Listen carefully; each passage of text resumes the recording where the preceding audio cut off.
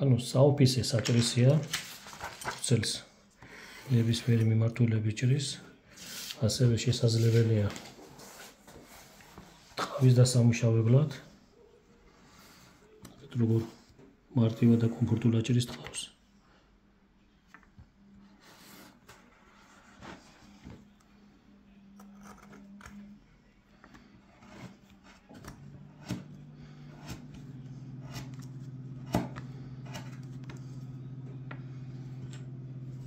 და გალესვა არის ძალიან მარტივი.